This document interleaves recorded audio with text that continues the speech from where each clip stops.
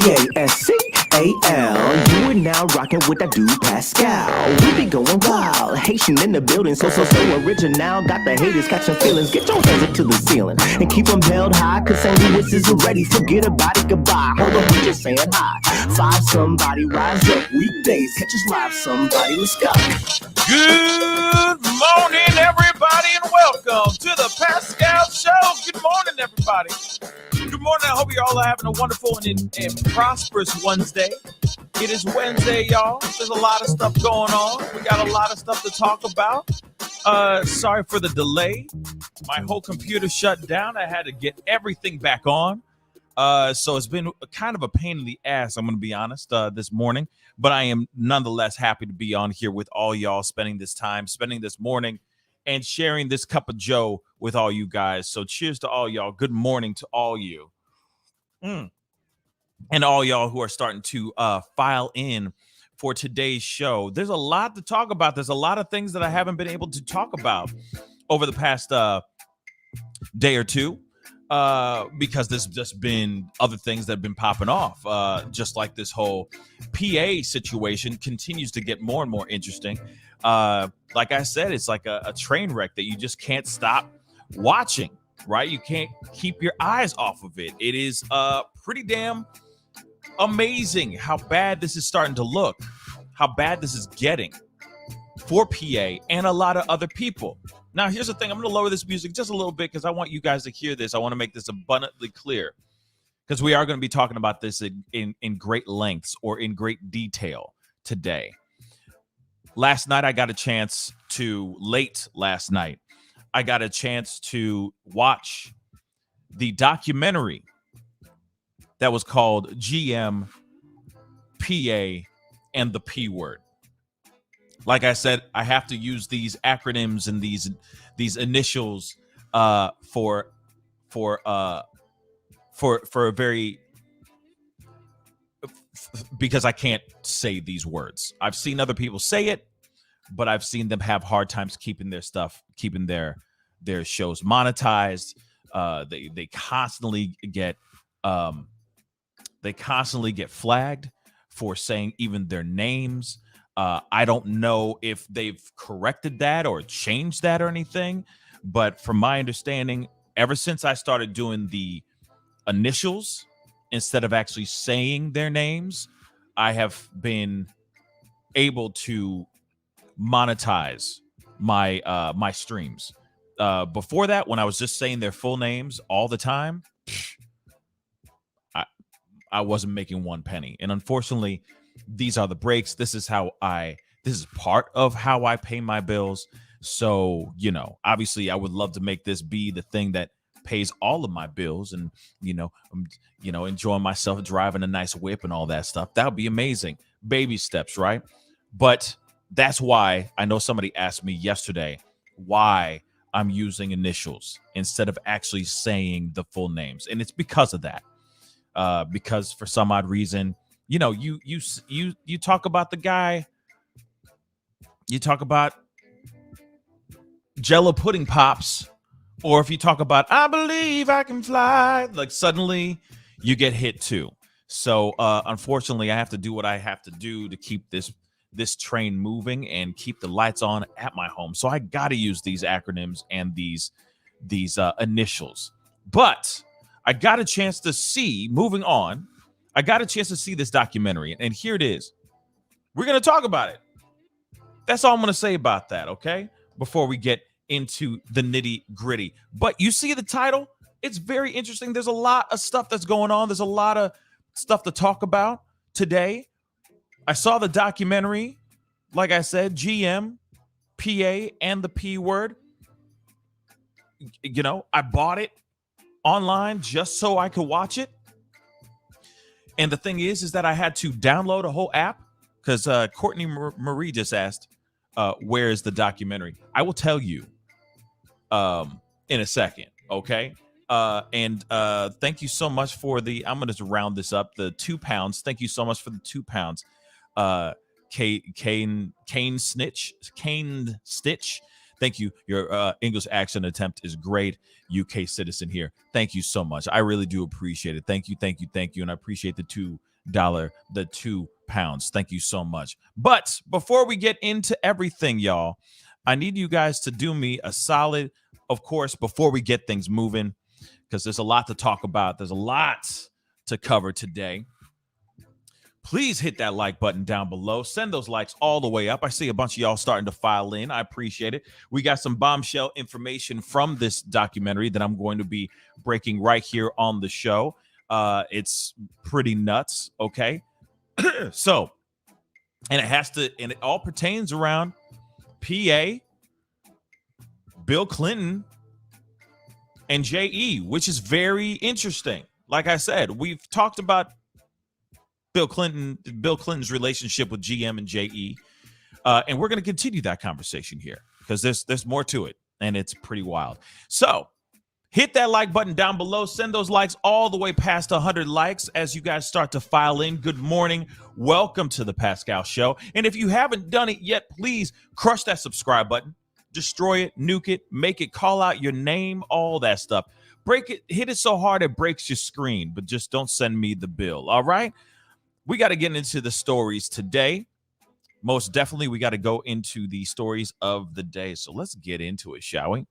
Now, I said a second ago, and I'll say it again, I watched the documentary, which was called GM, obviously is their full names, but GM, PA, and the P word. I watched it. I sat down and I watched all 47 minutes of it. Now, here's the thing. If you haven't been watching me cover the story or any other shows that are covering this case, because, I mean, this has been a long time coming, this has been a long case, all right? If you haven't been watching, reading, hearing people talk about it, then, hey, you getting all brand new stuff in that documentary, okay? I spent $5. I watched this documentary so that you don't have to. Why?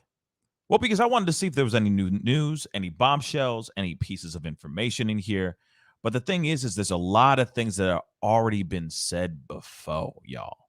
We already heard these things before. There's only like 2 pieces that I found very interesting that even the news was already breaking before the documentary even came out, yo.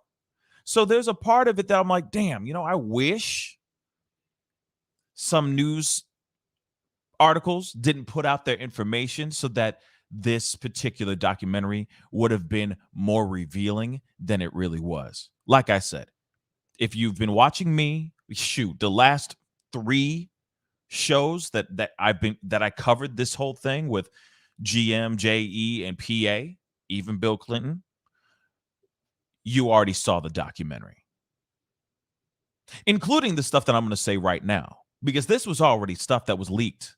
The information I'm about to show you guys here and these articles were already leaked before this documentary even came out. So it kind of sucks. You walk in, you sit down, you pay the fine, because I don't live in the UK. I'm not across the pond. I'm in America. I'm in Middle Earth. You know what I mean? So I'm chilling. So it says, oh, you got to pay $4.99 to watch this documentary. Damn. I'm like, all right, fine. One Happy Meal that I'm not going to buy. Okay. So I go, I buy it, and I'm watching it, and I'm like, nothing in here is new. Nothing in here is new. Okay. Like I said, if you've seen any of my lives or any other person that's been covering this stuff, like there's some guys out here that are really watching these stories like crazy and reporting as soon as that thing drops, right? Then you've already seen everything. Might as well just watch all those things and save your money. Now, I'm not trying to make that journalist, she did a wonderful job. It was very revealing, very interesting content. I'm not trying to get her away from getting views or getting viewership. People are going to still watch it without a shadow of a doubt. because not everybody's online like y'all, like my fam. You see what I'm saying? So you're getting it here, and you're getting it on other commentators' pages if they're doing their deep dives and getting you guys the information when it drops, like this channel. So just wanted to say that really quick. But there were a few things that I found very interesting that I didn't, well, you kind of get the idea, but then you hear it in the documentary and it just confirms it even more. And you're like, bruh, that's crazy. So we are going to get into some things here. Like the title down below. Like I said, PA's ex says that GM used her as bait to go fishing for other women, other men, so on and so forth. So we got to talk about this. And like I said, there's a lot of bad things happening for PA right now. His whole life is basically crumbling right before our eyes. Right before our eyes. Okay? So let me grab this article and let's get into the nitty-gritty of this bad boy. And be sure to hit that like button. Send those likes past 100 likes. I see almost 200 souls watching the show right now. Please, on all platforms. So please like, share, hit that subscribe button, that follow button, wherever you are watching this show right now. Okay? I'd really appreciate it. But anyway, it says right here, PA's ex, Lady Victoria Hervey, says, because I don't care if she's walking her dog, but she drops a bombshell piece of information basically saying that GM would use her and other girls to go fishing for other girls, and she was used as bait. Real talk. Real talk. So we don't need to see all this stuff about her like walking her dog and all that. That's great. She walks her dog. Anybody who owns a dog, hopefully you are walking your dogs. Anyway, let's get down to it. All right. Now, this documentary dropped yesterday. Okay. And I don't know where everybody's watching this show. So, if you're watching this across the pond, obviously, you've been known about this bombshell documentary. Okay. But in the States, some of us don't really know about this because, not all of us are watching the BBC, or even some of us aren't even really following this story or these stories, right? But bombshell documentary dropped yesterday. So for those y'all who don't read the newspaper and don't listen to the radio or watch TV or watch any commentary, you are literally going to be, jaw is going to drop. Okay, when you watch that documentary. So, the 44-year-old socialite and former quote-unquote it girl, who is the daughter of the 6th Marquis of Bristol and the Duke of York's former love interest, told the documentary GM, PA, and the P word, which was the title of the documentary. She told this in this documentary how J.E. had sat back and watched as GM went fishing for girls. Now, like I said, if you haven't seen any documentary covering JE and GM, this is a very revealing piece of information. But we already been known that because, this is why she's in jail. This is why she's in prison. This is why she is facing up to 65 years in prison right now. Her sentencing is in June, if I'm correct. We already know all this stuff. We've been known this. But like I said, some people may not know. Speaking to the program's presenter, Ranveer Singh, she said she felt like she'd been used as bait at the time by GM and JE, describing how she'd first met the pair 20 years ago when she was really young and naive. And that's how it kind of started. That's kind of how it all starts. There's a lot of stories here where they will start finding young girls as young as 14 years old and will be out here with these young girls, working on them, because I can't even say the G word, right? Rhymes with brooming the room, if that makes any sense. But anyway, can't even say the G word, but you know what I'm saying. She told the documentary, which aired at 9 p.m. in the UK, JE was really the front man and GM was the accomplice. I was just about to say, it was like a Batman and Robin, and they were a double act. I don't think Jeffrey could have done any of it without GM. And we're going to take a look at this video because there's a little clip from the documentary where she says this stuff. But this is all, and it's right here. So we're going to see that here very, very shortly. But this is crazy. As you can see, there she is with PA right there, all young, they were having they were having a good time. There's also this little black book. Like I said, there's a little black book out here where there's a multitude of names and a multitude of numbers, which of course we're going to get into here. We're going to talk about it because I did mention it in the article that I was reading yesterday about how the reporter or the journalist was actually going through the actual black book, found PA's number and called it, right? Which was extremely interesting as well. So Singh asked Lady Victoria, and GM was crucial to getting those girls. Was she? Do you think to those dinners? So she's asking, okay, do you think GM was crucial to getting those girls to those dinners? So Lady Victoria responded and said, I think he just sat back and sort of waited for her, to sort of go fishing and go find however many girls were needed, to entertain his friends. I think I was pretty much used as bait. Looking back, I was really young and naive, and she's entertaining these, big businessmen. So I didn't realize it, of course, at the time. But now looking back, looking casual, and this is all her just walking her dog, right? But last week, we already know the Duke of York was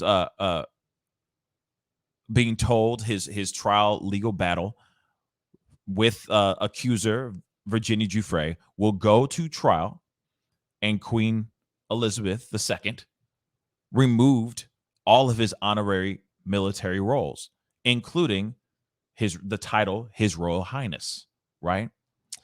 So, also yesterday, Lady Victoria appeared on ITV's Lorraine and insisted that the very private GM was a victim of JE.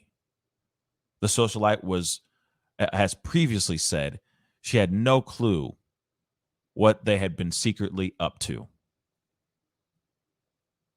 It's interesting, right? That she would say, and I don't think so. I mean, I can understand the level, like maybe there's a certain level of being, for lack of a better term, let's just say, I can see somebody being heavily manipulated into something like this. But years and years and years and years and years of doing this, something's not right. Right? I don't know. It's hard to make it seem like GM is a victim too. I just can't fully wrap my mind around that personally. I can't ride with that. Personally, I'm not with it.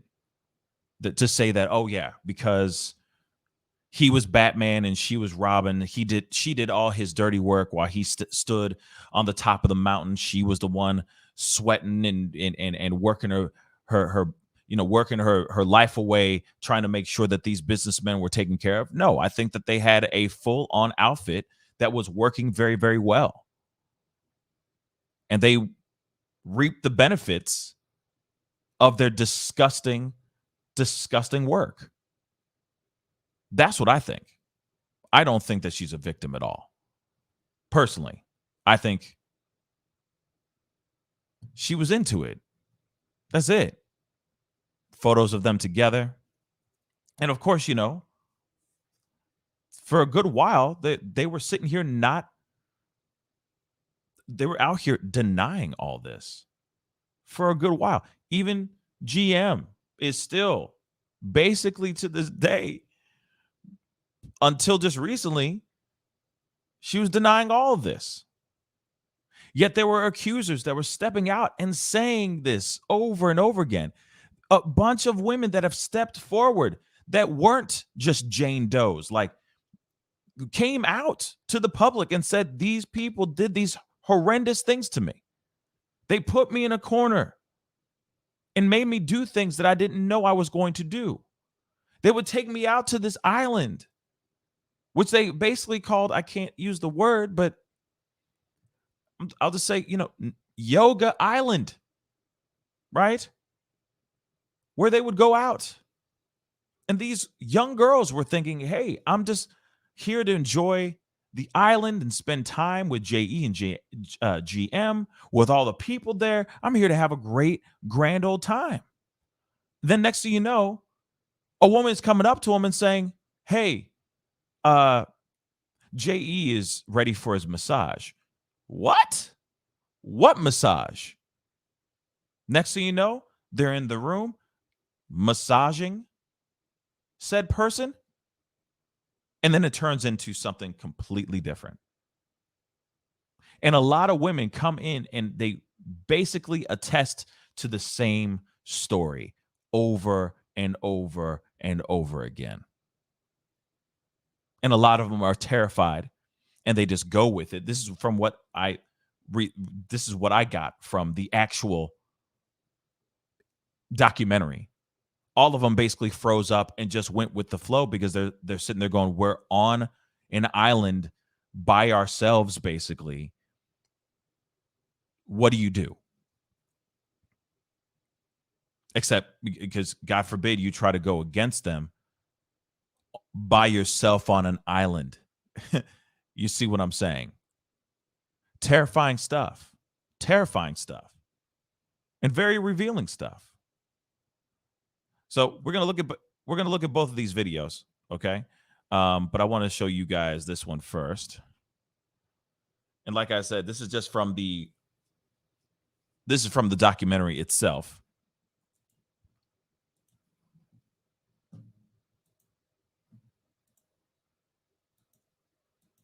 Oh, come on. Well, it's not letting me play full screen, but you'll be able to hear it and see it a little bit.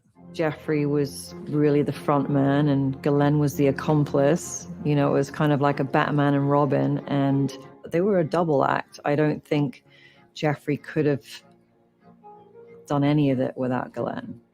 And Ghislaine was crucial to getting those girls, was she, do you think, to those dinners? I think he just kind of sat back and sort of waited for her to sort of go fishing and go find however many girls were needed, you know,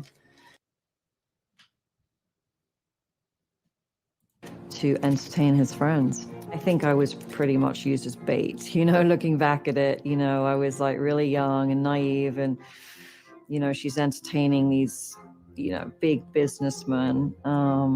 So, you know, I didn't realize it, of course, at the time, but looking back, Jeff. I mean, you know, as you see this and you hear more and more of this stuff, you're looking at this and you're going, you know what? This is absolutely crazy to think that she would use Lady Victoria and other girls to possibly try to use them as bait to lure other girls in, to turn this into a full-on ring. Like I said, he was the ringleader. She was the side man. If you are a fan of Star Trek Next Generation, she was basically JE's number one. And you know, because you got to be honest, let's be straight funky here. It's a lot easier for I think he realized it would be a lot easier for a woman to speak to a girl and lure a girl in, going, hey, you can trust me. I'm like your mother. I'm like your cool aunt, right? Lure them in to then, next thing you know, make them do whatever the hell you want. And like I said before, I mean, there are people that have gone to these parties, like names like Mick Jagger are dropped. Kevin Spacey, his name is dropped as well in this documentary. There's plenty of people that are named in here now. Kevin Spacey is another conversation, but maybe Mick Jagger has no idea. Maybe he was just invited because, all the rich and powerful will all rub elbows with each other at some point, right? The British elite celebrities and wealthy people, will go out there and have parties. Doesn't automatically mean that they're all in it together, but you just never know. You just never know. Let's take a look at this one too. Gotta love these commercials.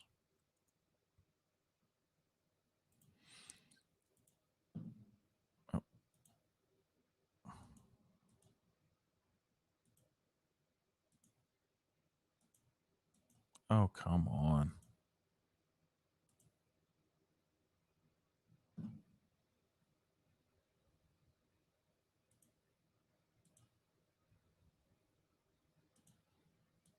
This thing will not let me click on it. Well, I'll just let it run.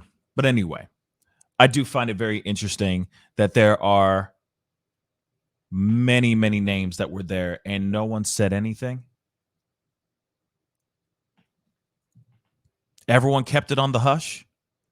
Just seems strange to me. So here's another video. Yeah, that's for some odd reason that click is dead. But here's another one where she's basically saying that GM is a victim of JE. Let's take a look. I mean, to be honest, I think she was a victim. I mean, she is a victim, and she was a victim that then became, the accomplice. As her role changed in that relationship when they were no longer together, she kind of switched sides, I suppose one would say. But I do see her as a victim as well. Right. I don't agree with that. I'm sorry to say that. And it's not me trying to be like, trying to downplay the situation or not try to understand where GM is coming from and all that. But at the same time, I mean, it just doesn't work for me that suddenly, now she's a victim. It just doesn't work for me. It doesn't work for me, period. It really doesn't. I think she knew exactly what was going on. She got into it. She liked it, and she stayed with it. If there was a huge problem with this thing, I think she would have gotten out of that thing a long ass time ago. I mean, she is the one who basically helped JE build his repertoire, build his Rolodex of all these names of people. I mean, she's cut from a very, very wealthy cloth, right?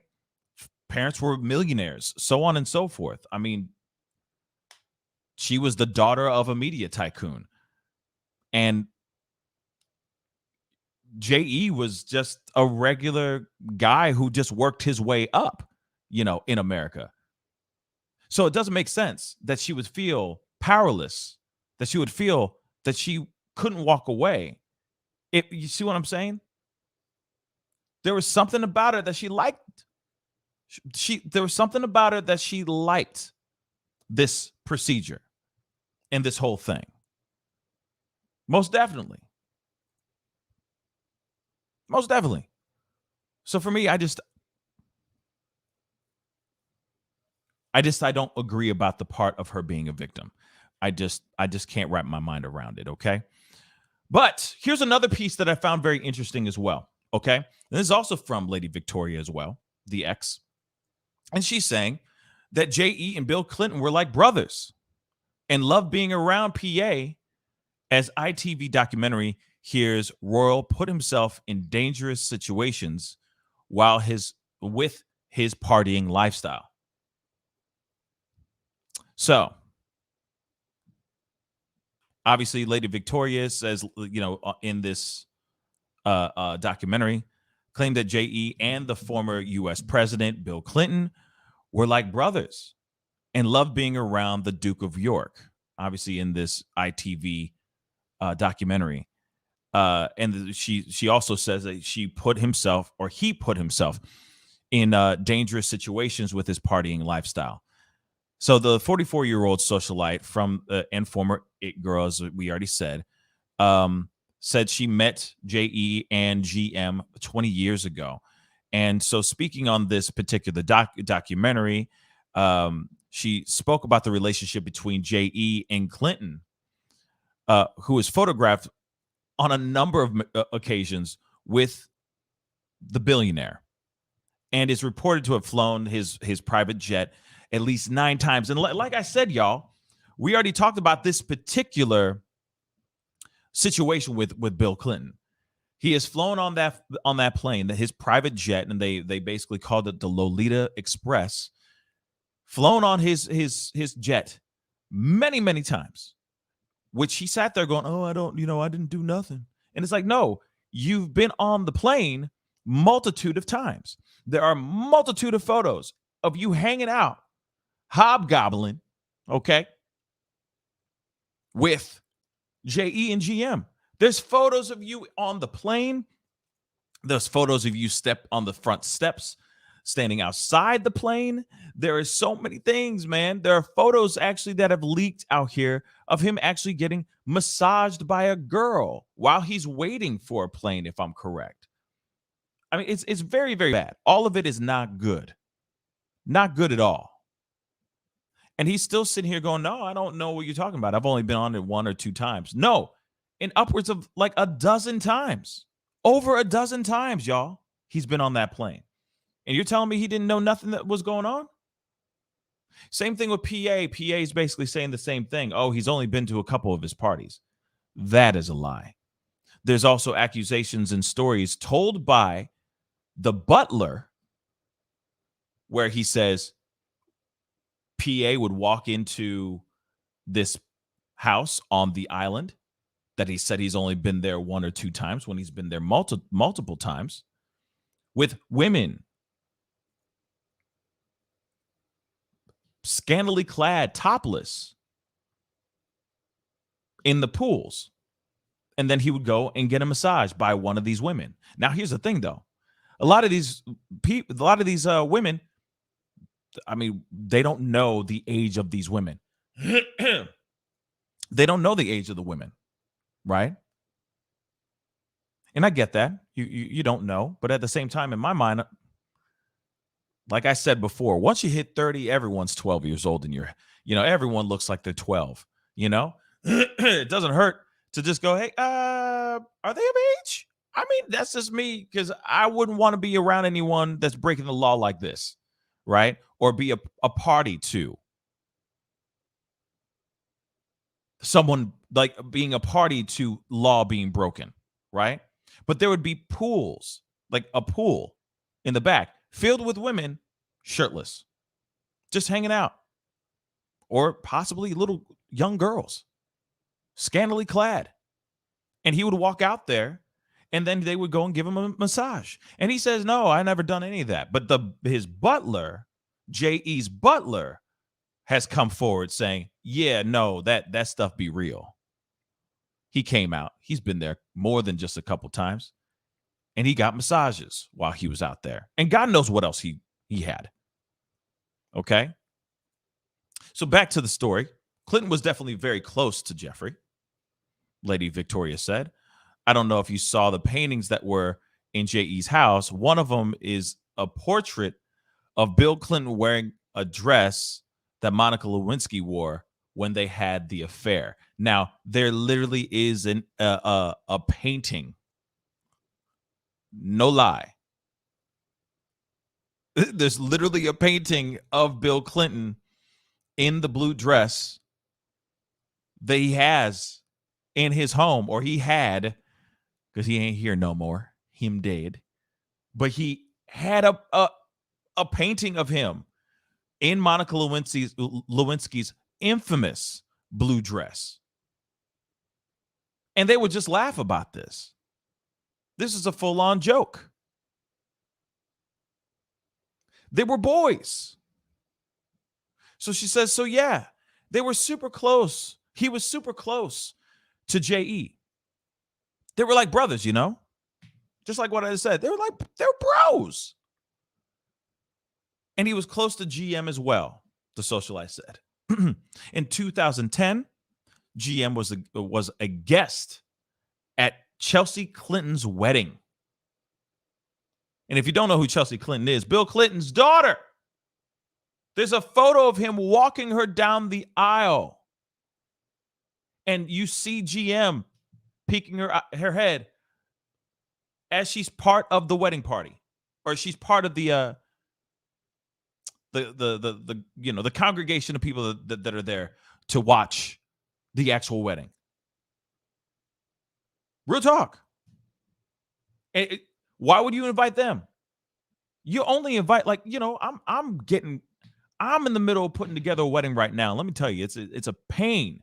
It is a huge pain. But at the same time, when you're inviting people to a wedding, you got to make sure you're inviting the right people. You're inviting family. You're inviting people that you find that are close to you, right? You don't just go and invite just any randoms. You know, you're not bringing any randos onto your wedding. Real talk. You don't do that. You know what? Hold up. Let me do y'all solid. I need to pull this stuff up.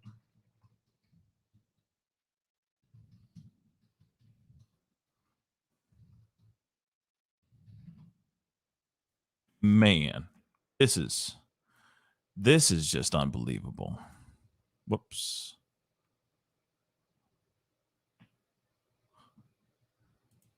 I mean, this is a real thing. I'm just getting these photos because I want you guys to see this stuff, because it is, like, to me,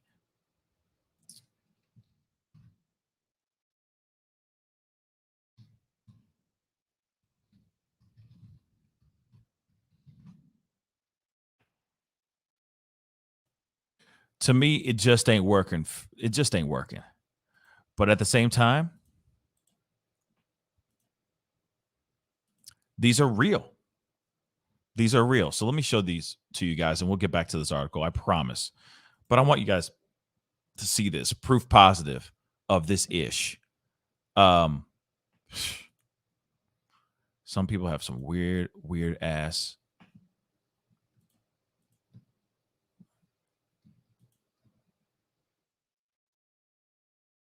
Okay.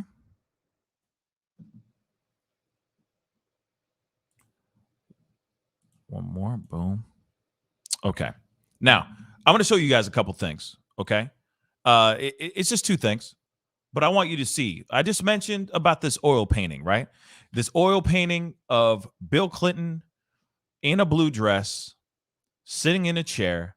And this literally was in J.E.'s home, amid a slew of nude photos of women, right? Faceless women that were just naked everywhere. I mean, he had naked photos or art pieces and art photography type of photos everywhere. But this is the photo of the painting. And this is real. Take a look. That is real.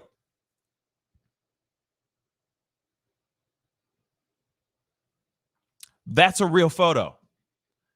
That was a real painting that was actually hanging in J.E.'s house.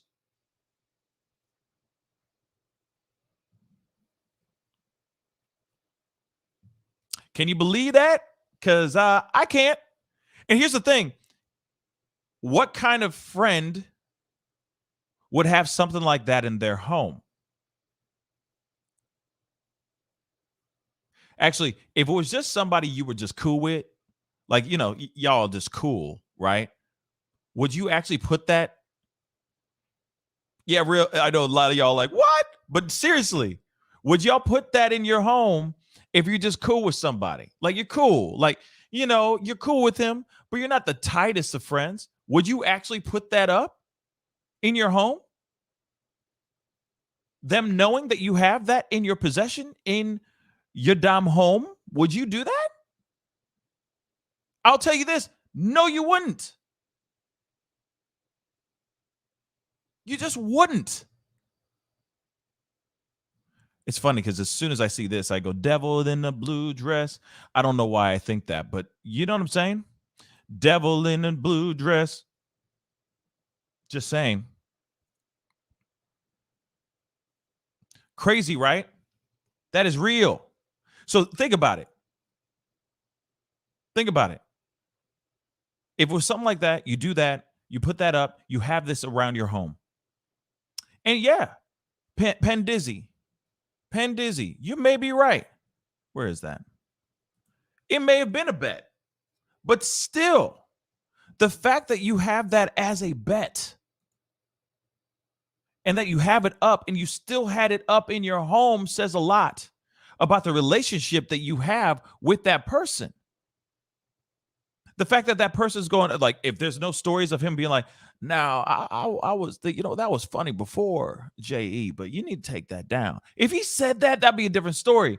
But it sounds like he was just cool with it.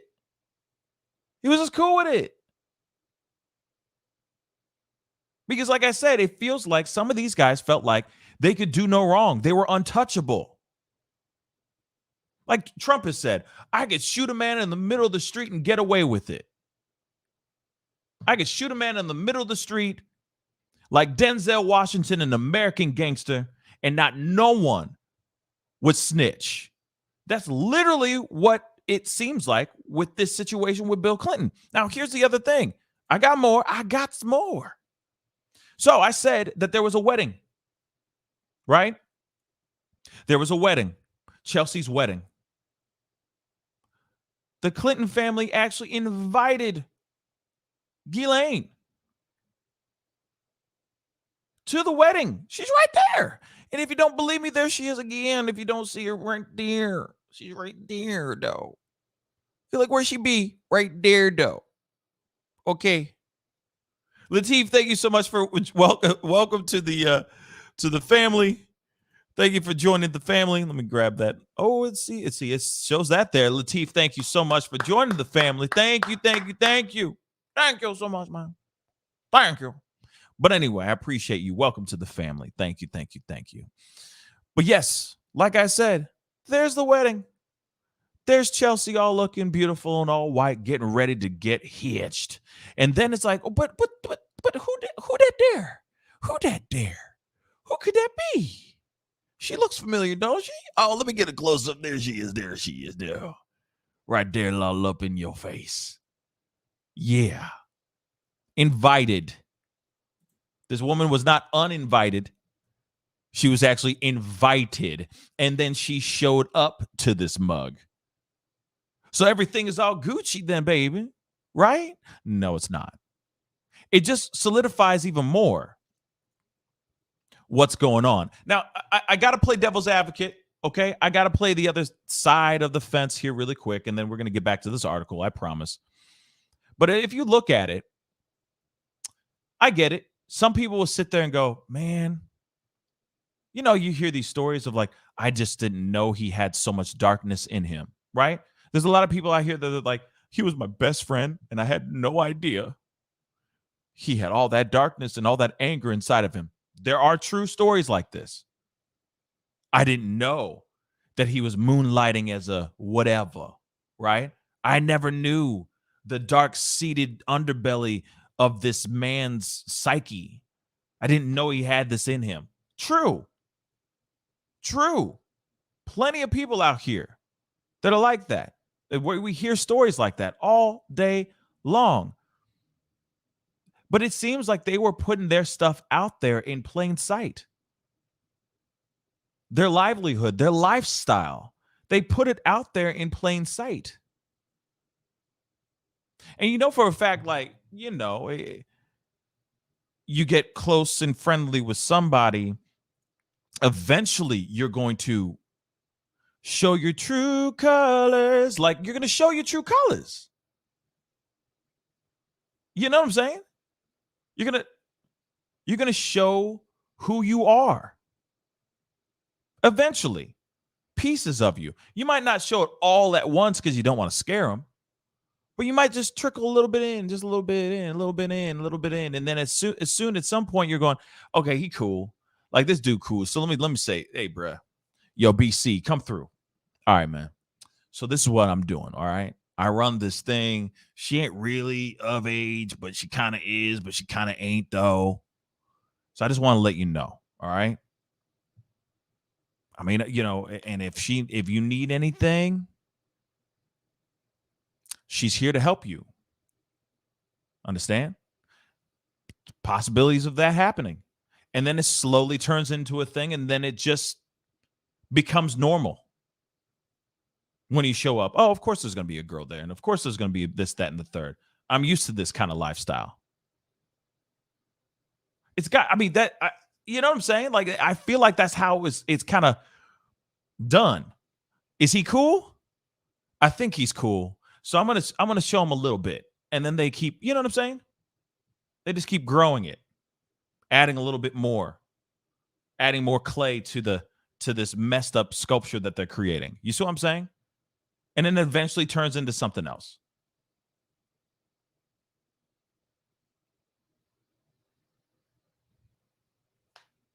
Marsha Reese, you know what? That's a very good question. Let me pull that up, that question. Says right here, didn't Gates' wife leave him over the situation? There is speculation of that. There's definitely speculation of that. I don't know if that's entirely true, but yeah. I mean, it's a very interesting situation. And yeah, Gates could very well be on that list of names. He could very well be in those names, but we don't know. Like I said, hopefully these John Does, that these 8 names will be listed. And there's a possibility that including in that list is Kevin Spacey, PA, and Bill Clinton. We'll see, right? But like I said, that is some real stuff, y'all. Living in a world of, hiding in plain sight type of thing is just so strange to me. And the fact that they feel like they're untouchable, that no bad could ever come to them, so on and so forth, is just so strange. So strange to me.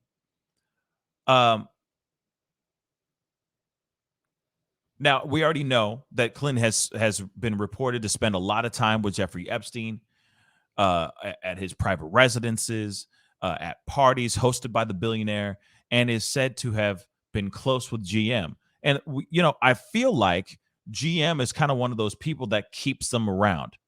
Maybe she's sitting there willing to throw it at him. I hate to say it like that, maybe, but maybe it's the activities of sharing herself, right, to these men as well, which keeps them around, keeps them enticed, keeps them interested. And then obviously it just keeps going from there. Like, hey, trust me, it's okay, blah, blah, blah. Because if you really think about it, the way that they've been breaking these things down, right? Actually, I'm going to say that here in a second. Let me just get to this piece, and then I'm going to get off of this this article. But Lady Victoria said the pair used her as bait to entertain J.E.'s friends, saying the P word, sat back and waited for her to go fishing and find however many girls were needed to entertain his friends, and described GM and J.E. as like a Batman and Robin and a double act. Because they were doing teamwork. They were tag teaming a lot of times, right? They were a tag team. So here it is. Because it's just basically repeating the same thing that I already reported here a second ago. So when it comes to this whole thing, I mean, it's crazy because when it comes to GM, right, and JE, they would bring these girls over. They would fly them out to this island that it was named, Porgy Island. Let's just say that, okay? And they would go out there, they would do their thing. But what's interesting is I feel like a lot of times a way of getting these girls, luring these girls into these disgusting acts, right, would be GM would be the one to initiate things, and she would be a part of that thing. Almost as if they were giving, oh, this is so messed up me saying this, but it was like giving that girl a test run, if you will. And I feel like GM would use herself to not only lure these men and lure these women and all that stuff, but also lure them into sharing moments. Does that make sense? That she would bring them in and go, no, it's okay. She's right here. I'm still here, though. So Bill Clinton, whoever else, it's all good. I'm right here. So technically, you're not breaking the law because I'm here with you. She just happens to be here, too. I literally think that's what happens a lot, especially when they say about PA having a relationship with GM and saying that they were kind of, it may have been on and off type of thing. She was at the palace quite a bit. She was in and out of the palace quite a bit, so on and so forth. Yeah, because they were probably sharing things. They were sharing together. So it wouldn't only just be GM, or not only be PA and say said girl. It would be PA, GM, and a girl. Or it would be GM, JE, and a girl. And a victim.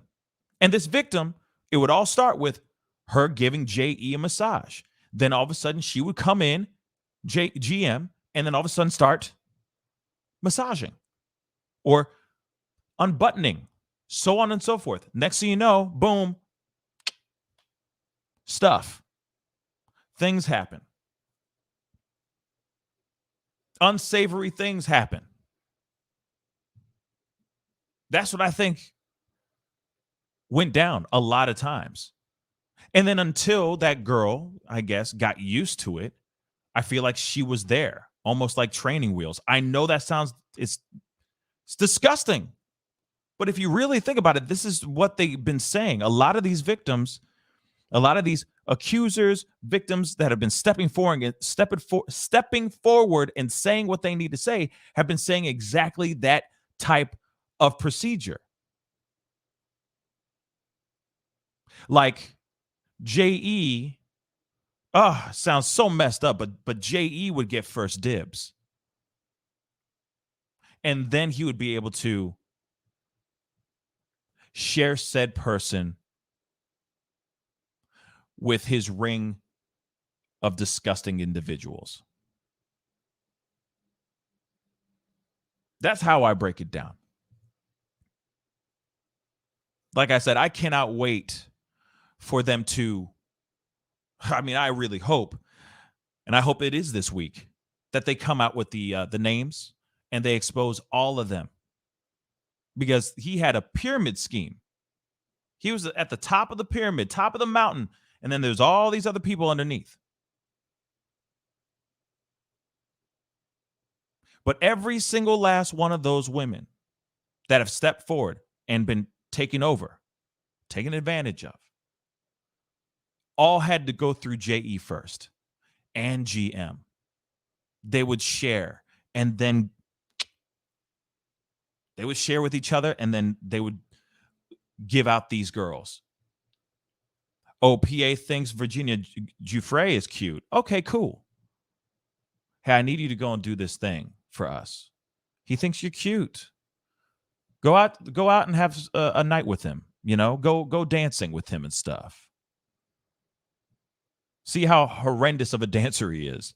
Let him sweat all over the place, and then take him home or take him to his place and do what you need to do.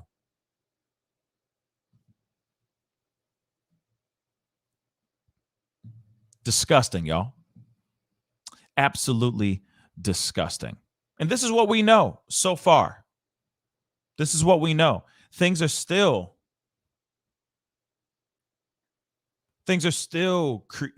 starting to move forward, right?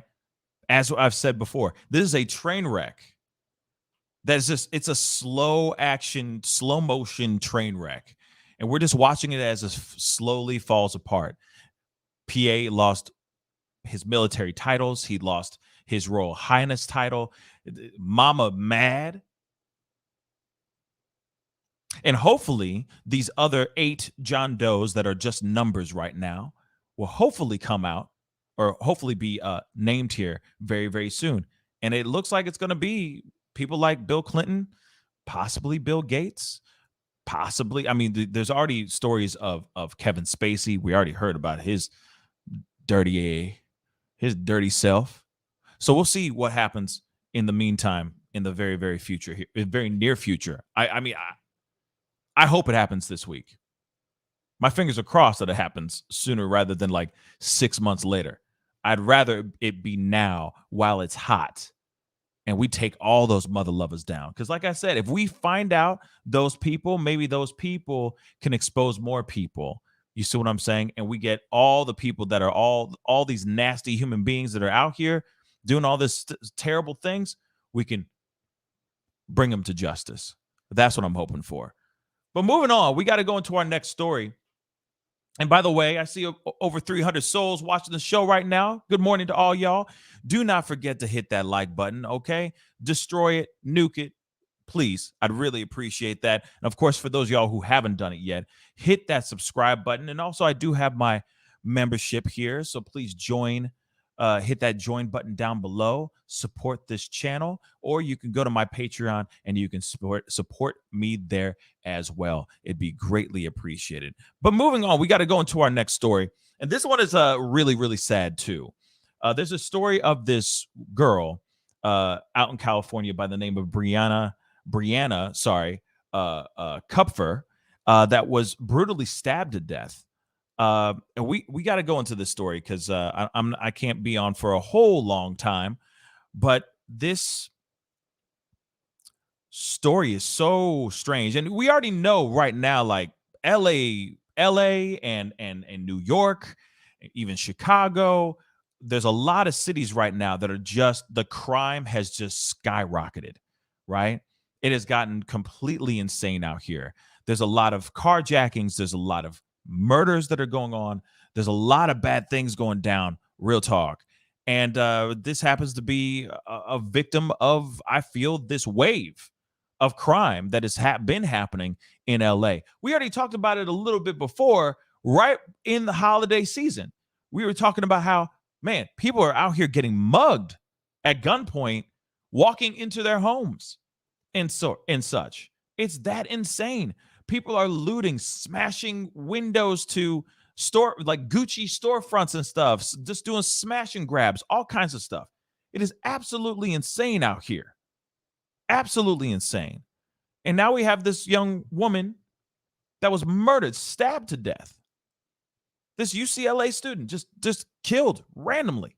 So I got this news clip I want to show you guys, and then we're going to get into it. Yes, reward $50,000 is being offered now for any information leading to the arrest of the suspect involved in this tragic case. You can see the flowers left behind here in front of Croft House. This is a high-end furniture store where 24-year-old Brianna Kupfer was working by herself on January 13th when this man, this is the suspect, take a look, who is not known to Brianna, according to detectives, randomly walked into the store, attacked her with a knife, and left through the back door. 20 minutes later, a customer walked in, found her unresponsive on the floor, and called 911.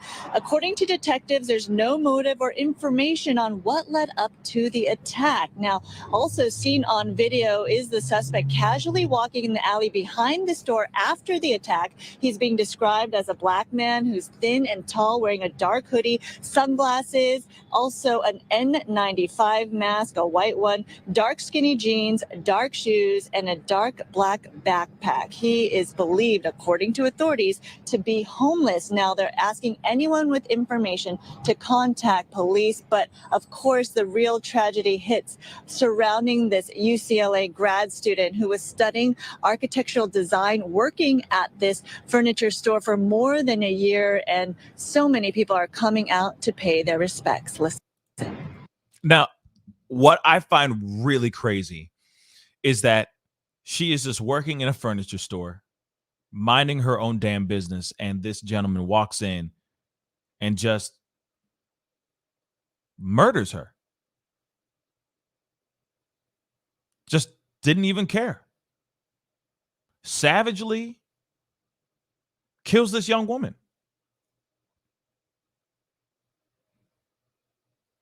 And you know, a lot of people are sitting here going, "Oh, you know," yeah. Instantly, you're thinking, a furniture store? How often do you see a B&E from a furniture store? How often do you see somebody trying to stick up a furniture store? A lot of times you're going, "Hey, I'll be fine. No crime's coming here." How are they going to successfully steal a damn sofa? Right? You can't really smash and grab. So as far as crime goes, you don't think any of this kind of thing would ever happen. But then out of nowhere, boom. This guy walks in and just mindlessly, senselessly kills this young woman.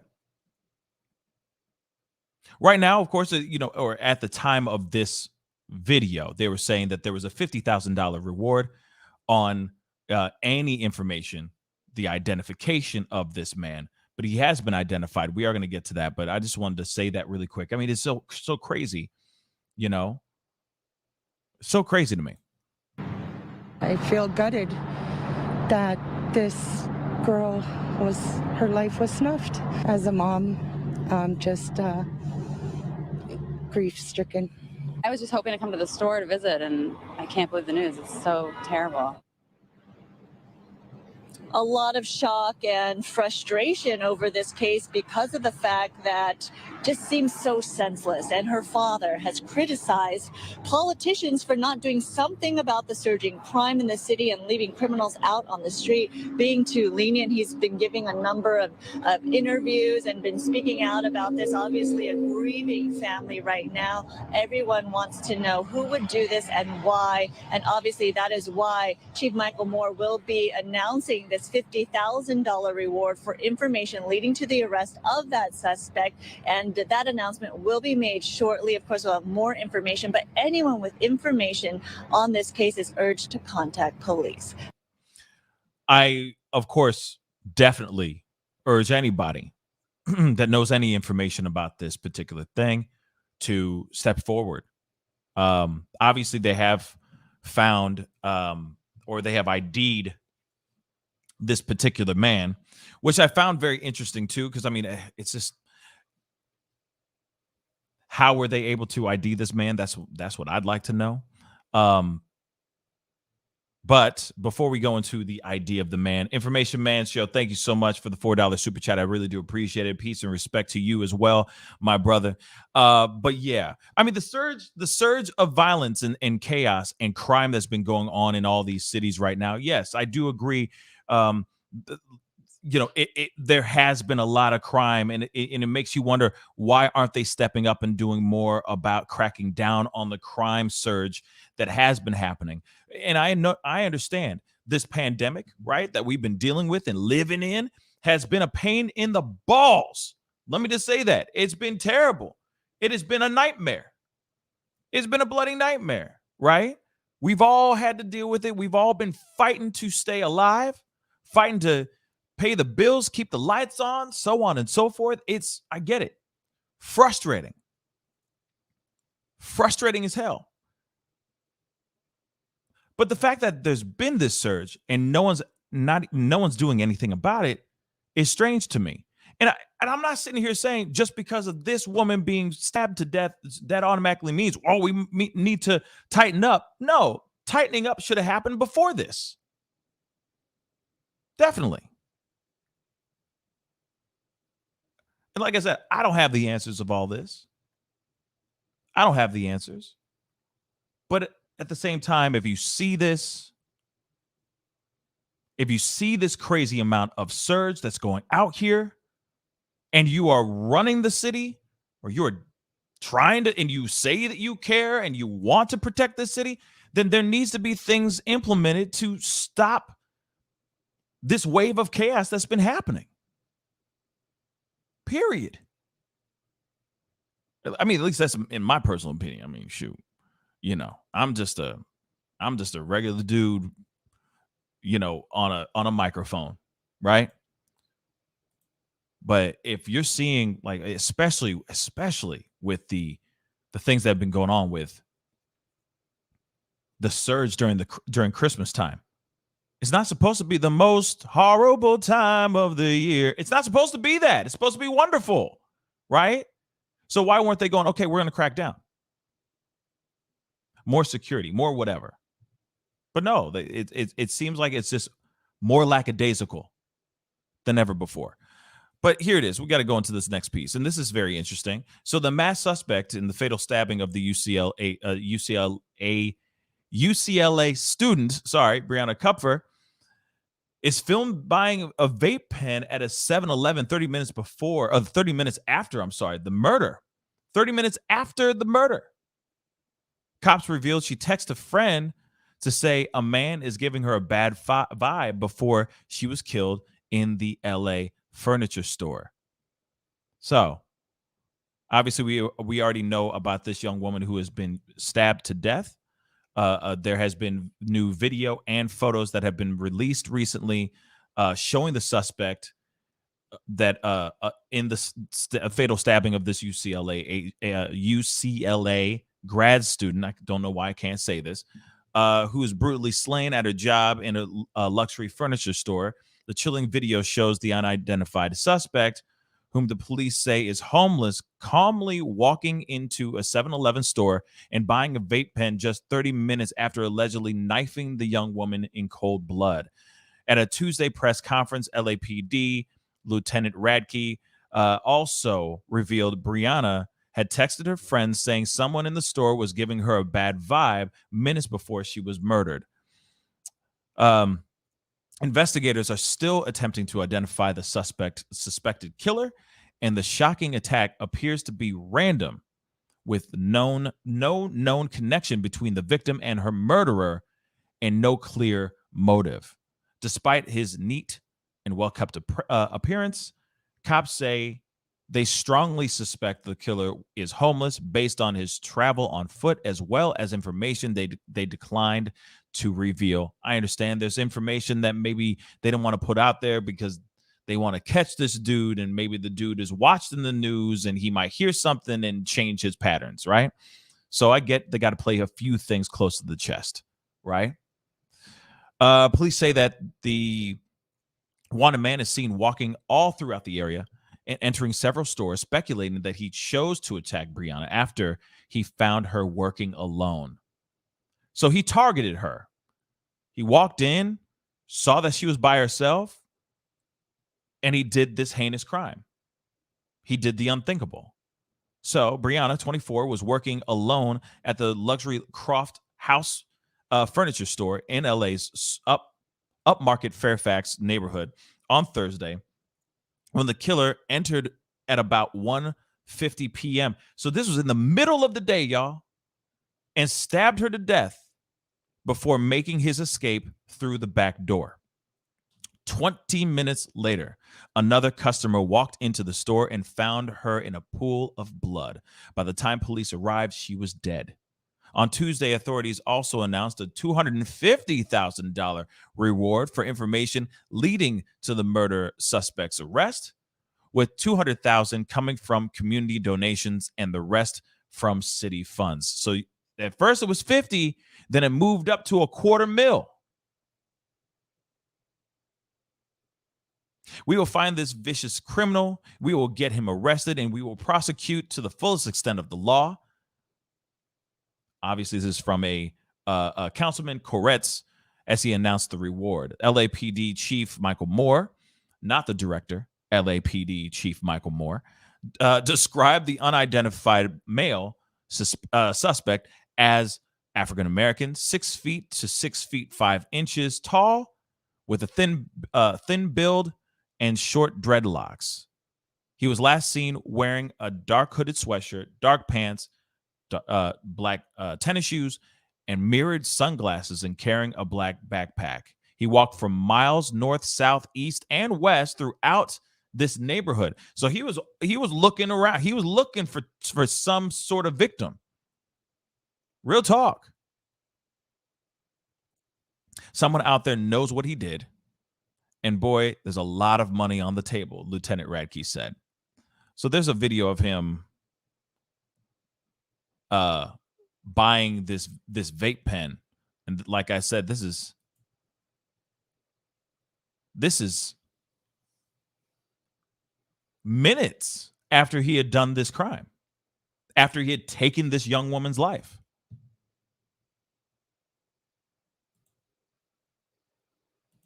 It's absolutely insane. Here it is.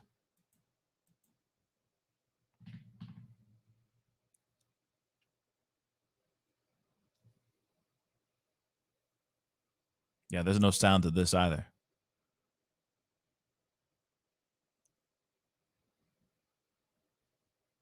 Allegedly, this is the guy.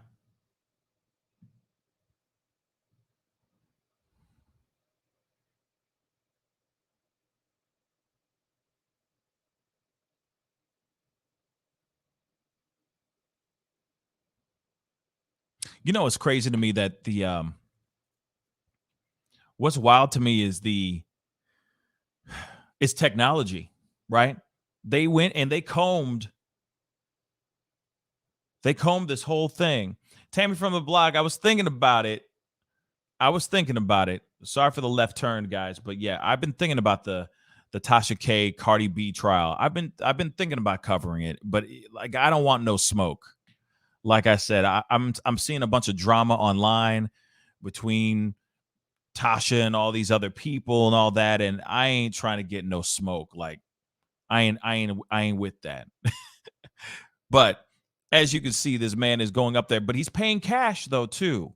So the reason why I say this, and the reason why I wanted to show you guys this, is it makes you wonder how they knew that this was going to be the, quote unquote, this guy, who they are saying has been identified, that this murder suspect has been identified, which we are going to get to it. But I wanted you guys to see, most importantly, that he is paying in cash. He's not using a card. He is not using anything of that sort, right? And of course, there's a close-up of his face and all that, all right?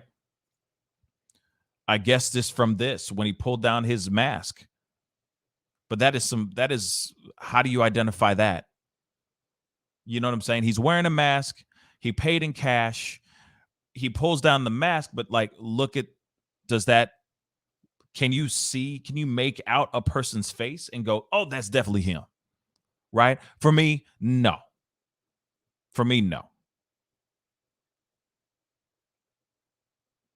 Black hoodie.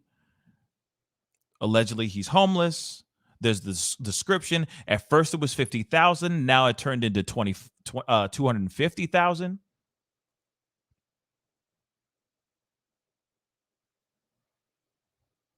So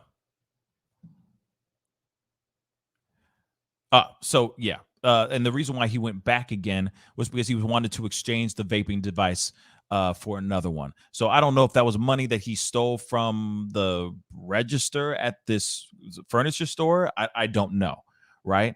But he still walked into this place after killing this woman, after stabbing her, and walked in there to get a vape pen.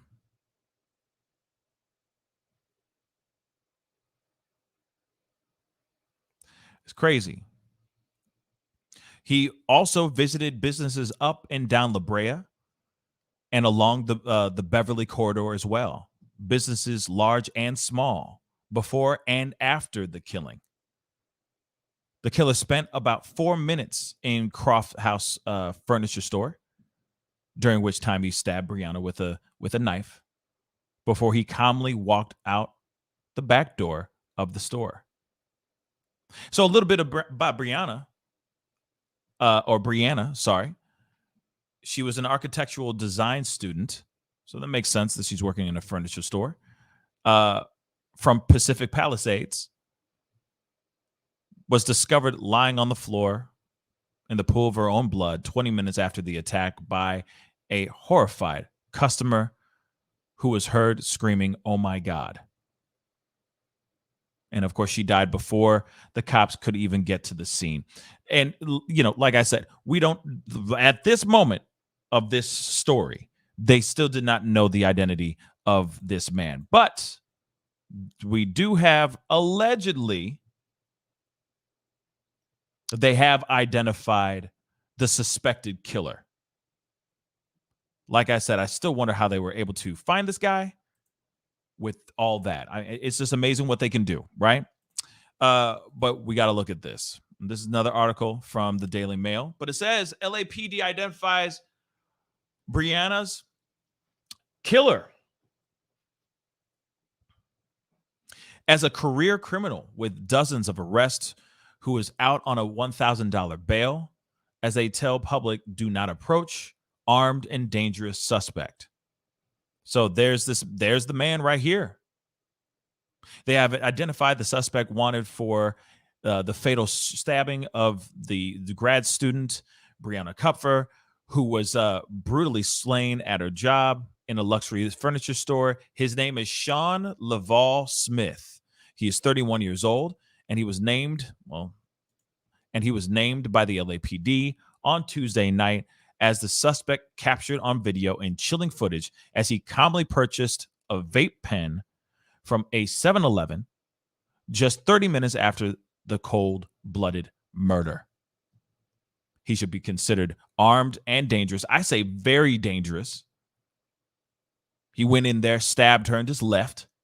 Let's keep it straight funky. All right. Brianna was stabbed to death on Thursday afternoon while working alone at the Croft House store in La Brea. Just minutes after she texted her friend that a man in the store was giving her a bad vibe. Smith is a career criminal with a long rap sheet spanning both coasts. He is currently free on a $1,000 bail from a misdemeanor arrest in LA County in October 2020, sheriff's records show. The nature of the charge wasn't immediately clear, and it was also unclear why the case still hadn't been brought to trial or a plea deal 15 months later. A spokesperson for the LA District Attorney, George Gassion, I guess. I don't know. Who took office in December 2020 with a vow to stop prosecuting many misdemeanors, did not immediately respond to the inquiry from the Daily Mail, which is the article that I'm reading right now. A veteran of the Los Angeles County prosecutor has been an outspoken critic of Gascon, I don't know, and even sued him for retaliation last year. Hit out at his boss in the wake of this particular murder, arguing that his progressive policies are failing the community and that he deserves to be voted out along with other progressive DAs in the cities with rising crime rates. No parent should ever have to bury their child, Hitami tweeted on Tuesday. But if you do lose a child to violence, we must have a DA who is willing to stand up and fight for the victims and prosecute these cases to the fullest extent of the law. Every victim deserves a voice, and we all deserve justice. I agree.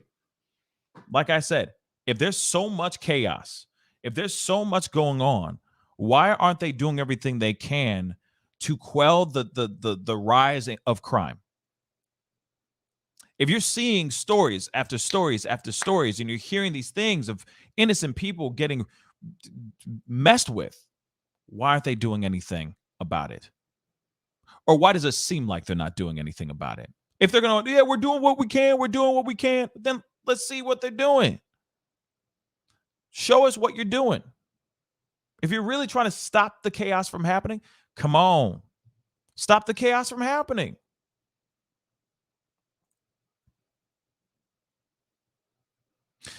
Smith is also currently free on a $50,000 bond in Charleston, South Carolina, in relation to a November 2019 arrest on suspicion of firing a weapon into an occupied vehicle.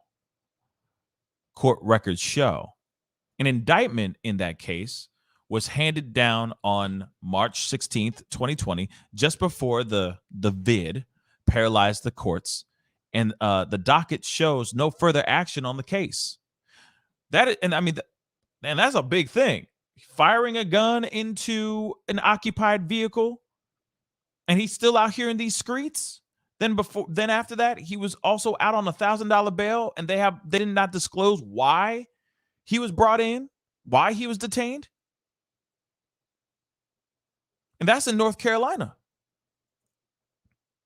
The suspected killer has a prolific criminal record with dozens of prior charges in North Carolina and South Carolina, public records show.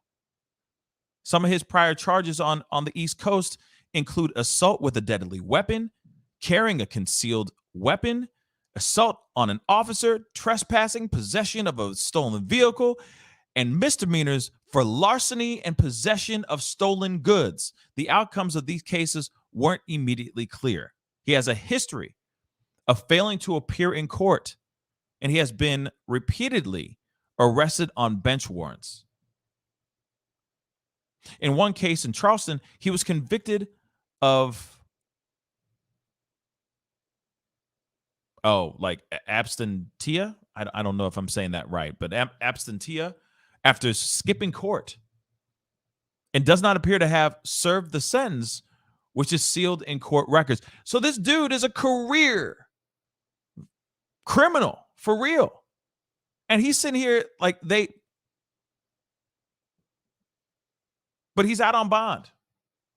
If you're doing all your due diligence, right? And you're looking all these things up, you're seeing what's going on, you're looking these things up, right? You're doing whatever you need to do to make sure that the person that you brought in, who's a criminal, right, doesn't go back out and start doing more crime, right? You want to stop these mother lovers from going out and criming again. Stop the criming, right?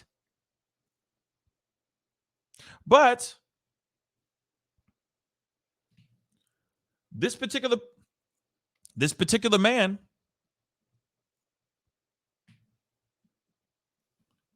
if this is really him, if this guy really is the guy who did said act, because like I said, this is just the suspected person, right?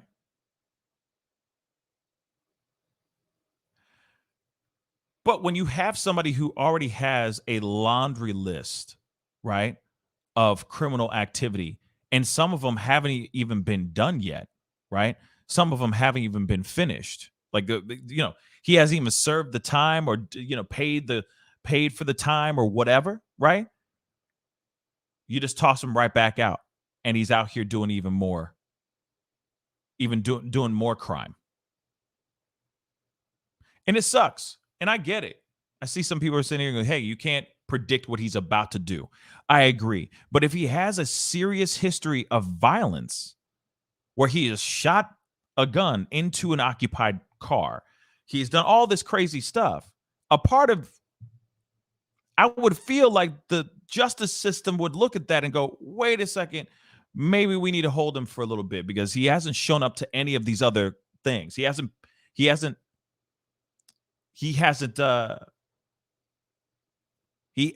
been there for any of the other crimes that he has committed, right? He hasn't paid or spoken or has been fully tried for these things. He was absent, right? He was absent to one of his trials.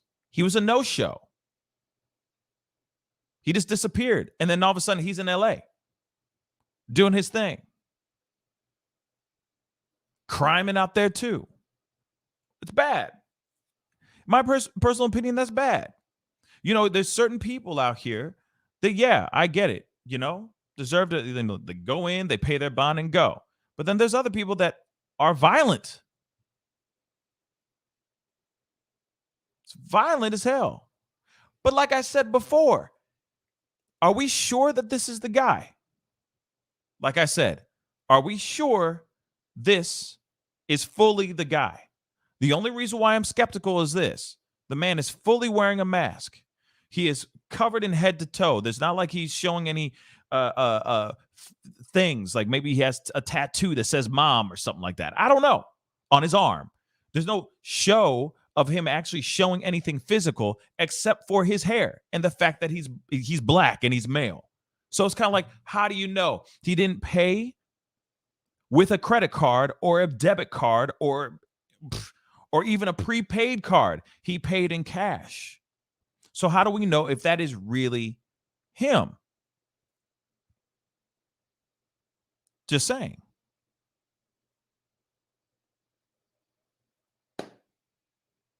I'm not trying to defend this man, because if he did it, then hey, you bring him in, you try him to the fullest extent of the law, like they said, and make sure he stays behind that prison this time, because he's had many things. He's done many, many heinous crimes. If this is the guy who actually did the thing. But regardless, if he didn't do said thing, they still need to bring him in, because he's done some really bad things and he should be brought in, period. Separate from that. But are we absolutely sure that this is the guy? Plenty of guys out here that have dreads. Plenty of dudes out here plenty of black guys out here that are 6 foot plus and wearing black hoodies with dreads. Plenty. So how do we know? How do we know for sure? And here it is. If they bring him in, okay, bring him in for questioning. Run his fingerprints, all that stuff, and make sure that he is actually the guy. Make sure that all things match him. If it's not, then he just happens to be a very bad guy, right? That has a very tarnished and messed up rap sheet that is just being named in this thing. If he is not the guy who did this heinous crime. But I do hope they're right. It just seems so strange that they were quick to find him. And I'm wondering in this, like, see, and they're so quick to say, this is the guy, blah, blah, blah. But like I said, consider an armed and dangerous, do not approach, call 911.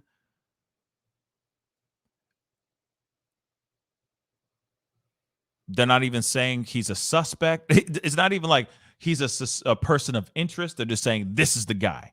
Are we sure, though? But like I said, I'm just playing the devil's advocate, because you just don't know. You just don't know. But it could very well be this guy. Technology is amazing. They already show him walking all over the place. There's security cameras everywhere. There's street cameras, all that stuff. They're showing this particular person walking in and out of the place. Then I also wonder if there's security cam footage of him inside the actual furniture store. That's the other thing too. Makes me wonder if there's other people or other pieces of evidence here showing this guy in there too.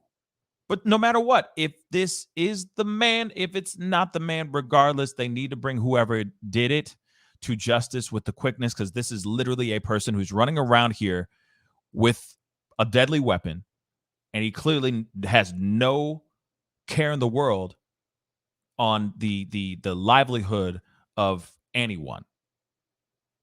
He's got I guess he's got a thirst for blood, and he's trying to make it happen. I don't know. So I hope that somebody, I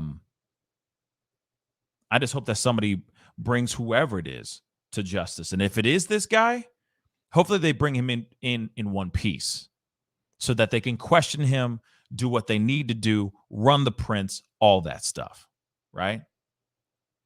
And I also do think the crime out here is real. It's getting insane. I wish it wasn't as bad as it has been. But there needs to be something to remedy that issue for sure. That's what I think. But moving on, because I don't have a whole lot of time, so I got to get into this last part, this next story. This is a very interesting one as well. Now, I don't know if you guys know about this, but if you even know this particular individual, but Tim Pool has his own. He's got his own. He's a YouTuber. He's a political commentator. Yeah, I guess he's a political pundit, if you will. He has his own show, Timcast IRL. He's got all kinds of stuff. All right. He commentates on articles. I mean, this dude works hard. I'll give him that. You know, I don't entirely agree with everything he says on his show, because he's a little bit more heavy right leaning than me. Right. I'm more left. I'm a lot more left than him. Okay. And that's an understatement like a mug. But anyway, Tim Pool, last week, I think, was swatted. Now, here's the thing. For some of y'all, you might go, what is swatted? Well, it's when freaking cops bust down your door and walk in this piece, right? Uninvited, unannounced. They just come in and they just do their thing. Now, this happened to Tim Pool like last week, okay? It was a big story for the most part. A lot of people were talking about it, basically saying, wow, this guy just got, he got swatted.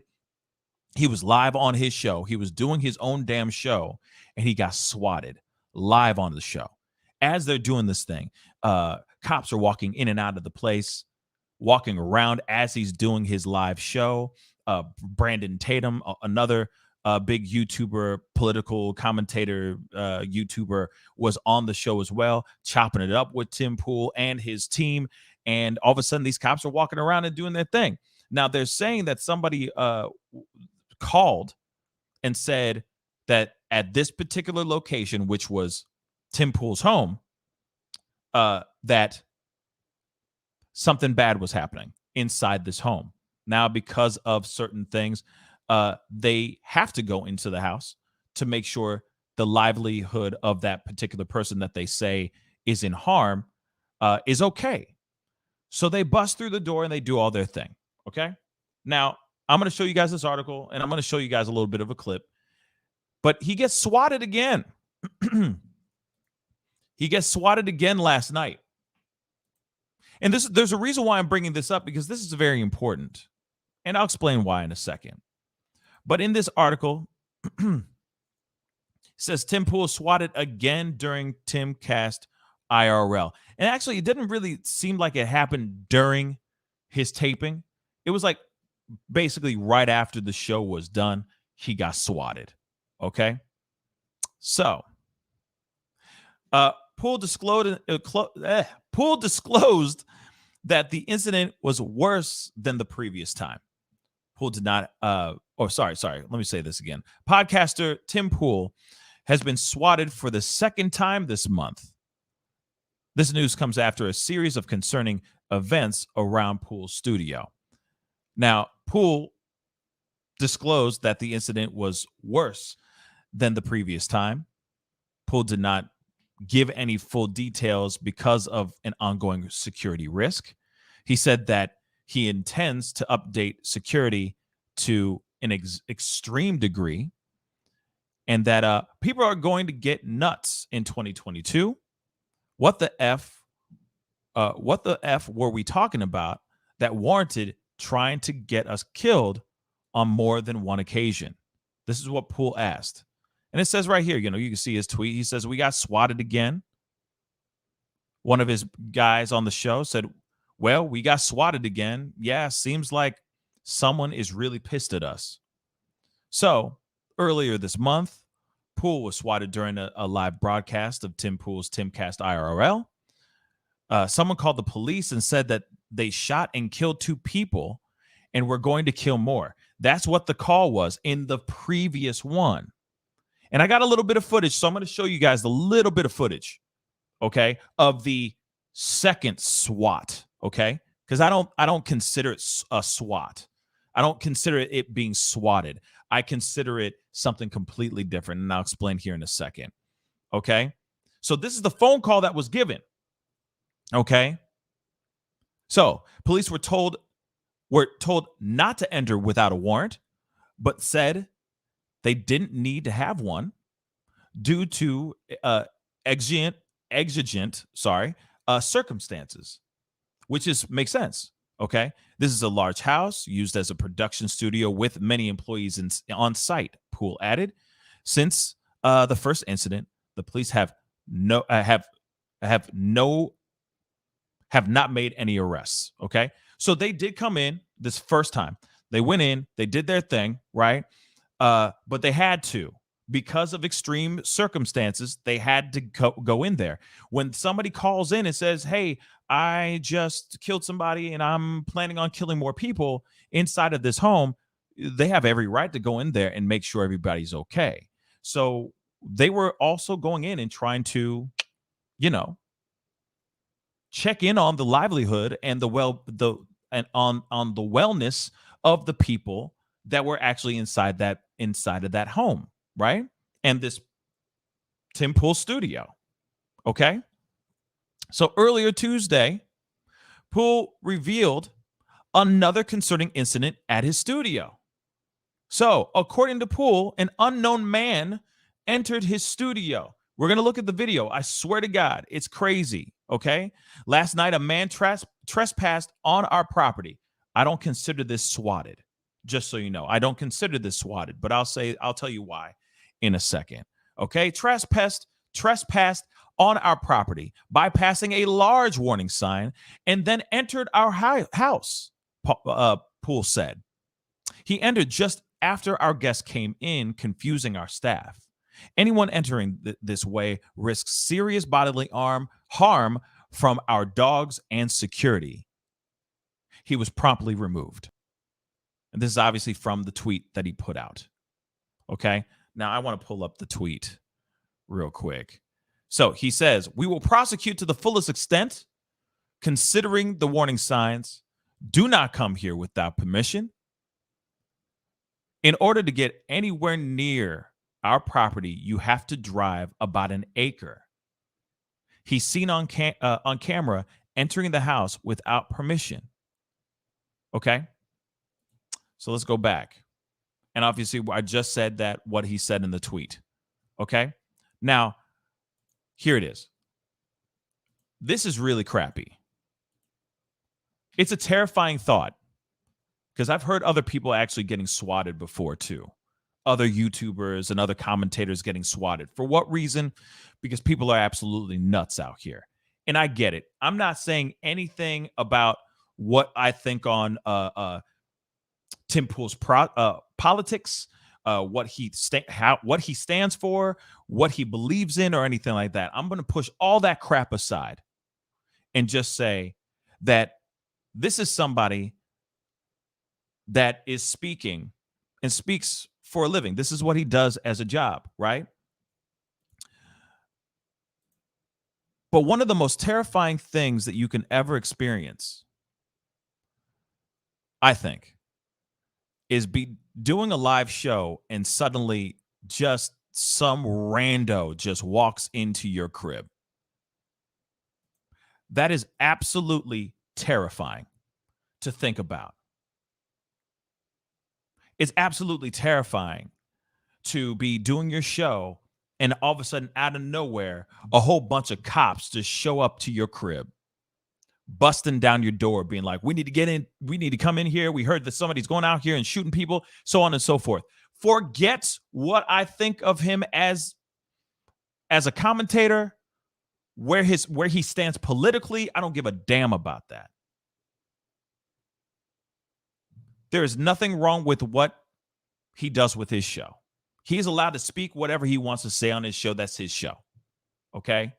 The Steven Crowders, the Brandon Tatums, the Anthony Brian Logans and all that stuff.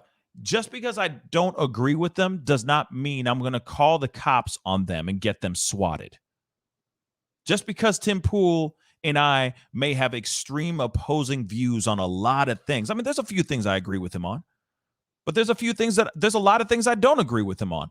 Does not mean I'm going to call the cops and then give them the address of his home. Now, from my understanding, his home is like unknown, is unlisted. So it makes you wonder where people are getting this information. Where are they getting this information so that they can come in and SWAT his house, or have this random dude, which you're going to see here in a second, come through his crib like this? That is not right. Like I said, I don't agree with everything he says, but this is not right. And I would say the same thing. I don't like Steven Crowder at all. I think he's terrible, right? But I'm not going to sit here and say, oh, let's dox him really quick and put his stuff out here on blast so everyone can make his life a living hell. No, that's terrifying, y'all, to be doxxed. That's terrifying for people to go over and do stuff like this. Invade your home. That's terrifying. Regardless of what you stand for. Just like I have the right to speak how I speak, he has the right to speak how he speaks as well. And when he brings, and that's the other problem too, when you are bringing people in, right? And you're going, hey, this is an undisclosed address. Please don't give it out to people. No one needs to know where I lay my head at, or where I, conduct my show, or anything of that sort, right? Then absolutely, you should respect that. You shouldn't be going over here and trying to make this difficult for this guy. And it's frustrating because even so, like, I've thought about bringing in guests, into my home, because it's not like I have a brick and mortar. I don't have Tim Pool money, right? But I've thought about that.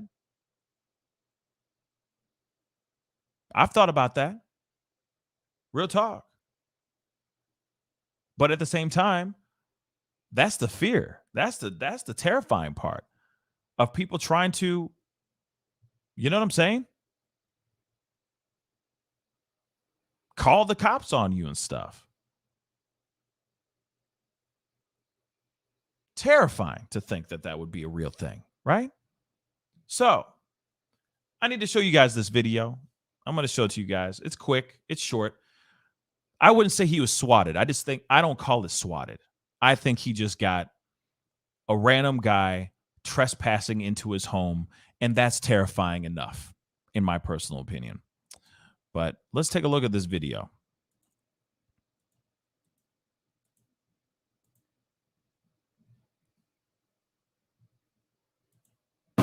Hey, what's up? How you doing? Who are you here with? Myself?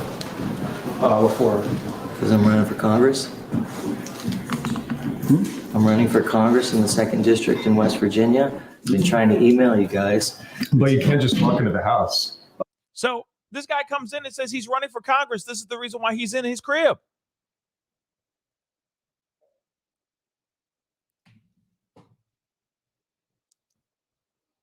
Yeah.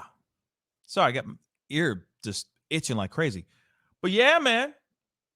This dude thinks that by coming into this dude's home unannounced would work.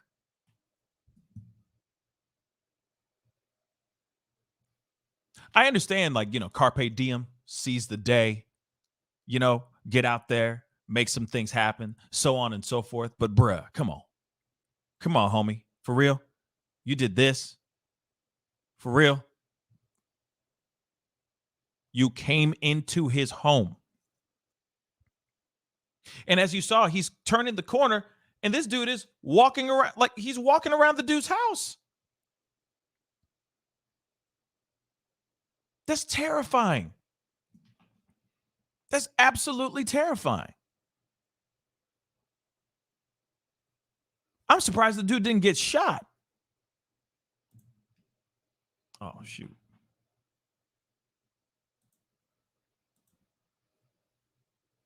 You here with? Myself? What for? Because I'm running for Congress. I'm running for Congress in the 2nd District in West Virginia. Been trying to email you guys. But you can't just walk into the house. I know I knocked. Obviously, I didn't just walk in. Who let you in? He knocked on the door. Ain't there a doorbell you can use? How about that thing? You know that thing that goes bing bong? You know what I'm saying? Piece of cake. Stay outside the door. But you just walked in this mug, man. Like this ain't nothing. Come on, y'all. Come on. This is crazy. You're running for I wouldn't be voting for you now. You just lost my vote if you were trying to run for Nope, no, sir. Well, I waved to this guy. He just said, I thought you were with Entourage. I should leave my name and number. Yeah, it's pretty busy here right now. Okay, can I just leave you guys my name and number? Yeah, you like a card or something? Sure, I don't have a card. Oh, okay. So I didn't mean to break your chair right there. I was just going to leave my name and number right here. Yeah. Cool. Okay, thanks so much, guys. And if you're going to put that on, go to craigx.com. That's my website for Congress. What was that? You're from West Virginia? No, I'm from California. I just moved to West Virginia with the pandemic. I was on the show Weeds. Ever seen Weeds before? Yeah. I played the owner of the Medical Marijuana Club on the show. Yeah, I've been in 15 weed films. And I'm just a working class guy. I drove 7 hours. I've been emailing you guys. And he said, hey, we got to beat these establishment Republicans. And the only way to do it is to primary them. Okay, so yes, that's enough for me. But here it is. This dude goes out of his way to go to the Tim Pool Combine to try to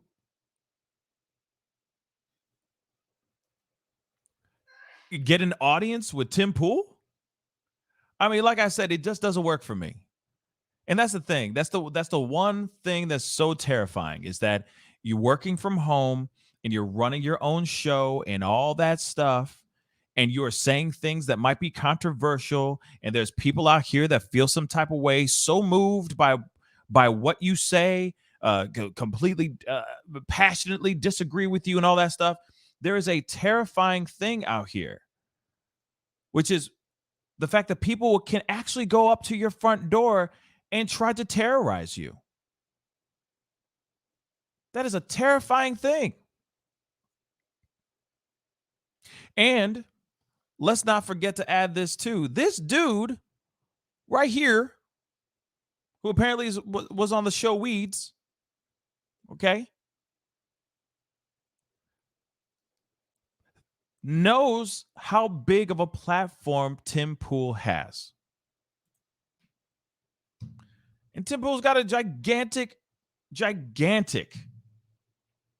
platform.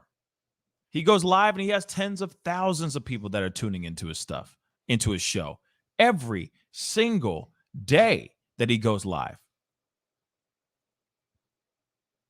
1 million plus people watching his stuff all the time. But see, this is the thing. This is the reason why he says that, oh, yeah, I got security and I got this, that, and the other. So how did that guy get through all that stuff, y'all? If you got dogs and security, where was security at, though? Where are those dogs? Because I don't see any dogs walking around. I don't even hear the pitter-patter of their little paws hitting the hardwood floor. I don't hear anything. So where were the dogs? Where your dogs at? It's just, like I said, it's crazy. But now the fact that he has been, quote unquote, swatted, I'll say he's just been, this time was a trespassing, right? Was a B&E. He just walked right in that mug. He trespassed. The other one was a SWAT. But given the fact that those two things happened in 1 month, man, I would make sure I have security on point. And here's the thing. Tim Pool got the monies. He got the bags. So he can afford that. But as he starts to grow, as he continues to grow, and become larger, bigger name, he's been getting out there. He's been doing all kinds of stuff. He's been crazy, right?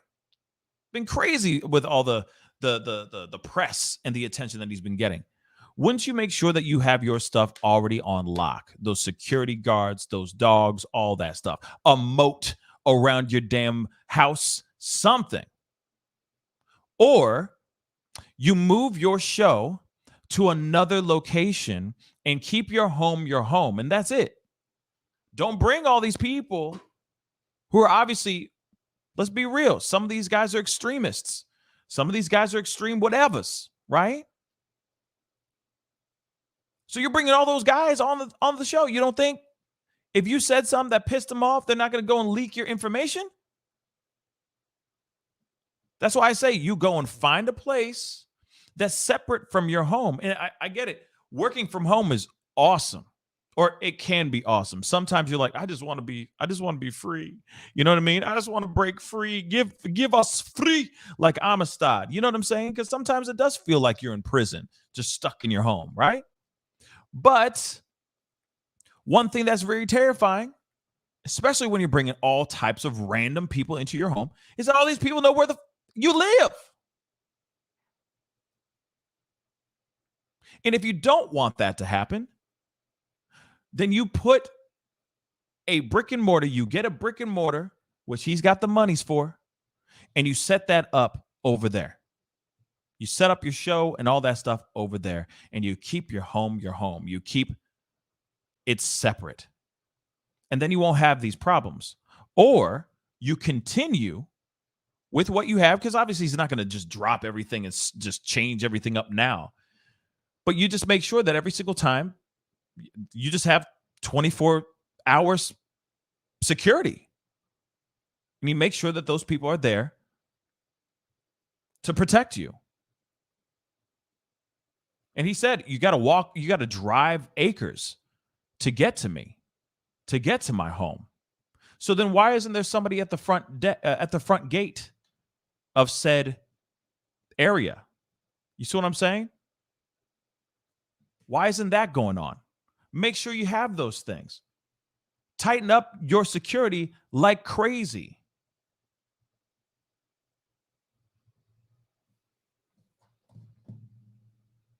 That's what I say about that.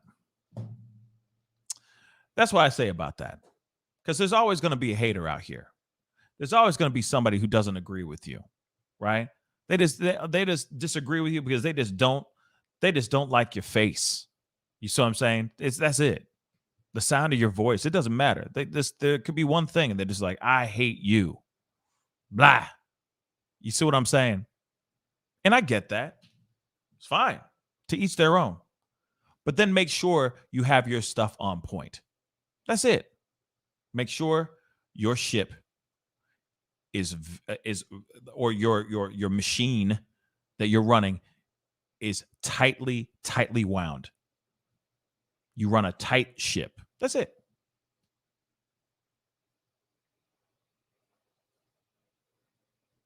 But then again, here's the other part. You got to play this upside. Maybe this guy is doing that. Maybe this is a stunt. Maybe they realize that maybe this is a publicity stunt. Maybe they realized that the other time when they got swatted, maybe they did this again. You know what I mean?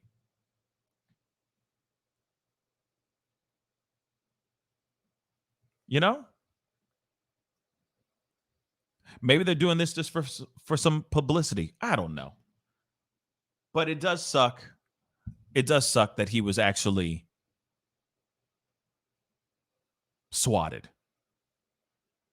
Because here, it's terrifying. And no one should ever get that, right? No one should be swatted just because it's funny or it's for a prank. It's some terrifying stuff. You know, imagine you doing your work from home and you're doing work and somebody knows where you live and then they swat. And you're not on online personality. You're not doing any of that stuff. You're just a regular guy just doing work from home. And then next thing you know, they just bust down your door. And here it is, though, too.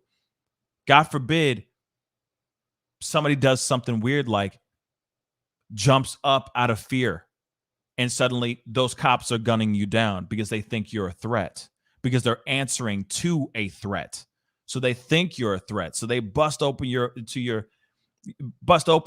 house and you're going, what? And then you're like, that's terrifying. Think about it. That's terrifying, y'all. Like I said, no one deserves that. No one does. And no randos should be going into anyone's home like that. Period. Period, y'all. We got to be more mindful of the things that are going on, y'all. But Tim Pool most definitely needs to make sure he has security out the ass now. But he should have already been doing that, though. You're bringing in people like he just 2 weeks ago, he brought in Marjorie Taylor Greene onto his show. He has people like Alex Jones, Joe Rogan. He's got all these names that come onto his show. You don't have security like coming out your ears for this stuff? You know what? That's true too. That's true too. Oh, shoot. That is true too. Hold up. I'm trying to get this out the way. Courtney Marie just said something I just like. Let me pull this up really quick before I head off. But that is very, very true. Whoops. Where is it? Where the heck did it go? Oh, there it is. Yes, that's exactly true. This happened in Wichita in 2018. Man got shot getting swatted playing video games. That's true. That's very, very true, y'all. That's scary. But like I said, you're bringing in all these people. You know, you're bringing in these political names, all these political pundits, all these big names, right? And then you're not making sure that all your stuff is on point. Like I said, it just doesn't make sense to me. It just doesn't. You know, as this show grows, as it starts to get bigger and bigger and all that stuff, which is very exciting in my personal opinion. I mean, that's definitely something that's going to grow with me as well. My security detail, right?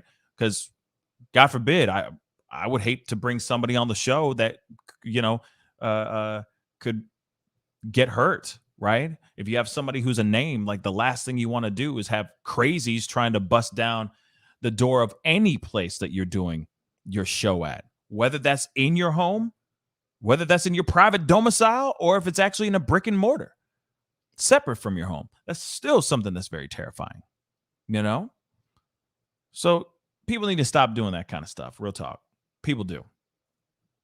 People do. Leave Brittany alone. Just leave Tim Pool alone, y'all. You know what I mean? Anyway, I appreciate everybody who came on today. I really do appreciate it. Before you guys take off and leave, because that is the show today, please be sure to hit that like button down below. That would really, really mean a lot. Do not forget to hit that subscribe button. All right? We working hard out here in these streets. You know what I'm saying? Working hard out here in these streets. So please, I would really appreciate all your support and all that stuff. And if there's anything that's popping off, you know, this evening, I will be on to chop it up about those things as well, and all that. So I appreciate all y'all. You guys are amazing. Stay beautiful out there. Stay positive. Be good to yourselves. Be good to one another.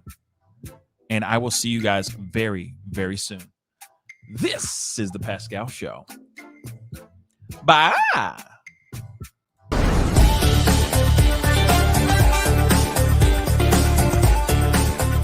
You're going to perform tonight. I can't make this interview boring because this man is too exciting as a host.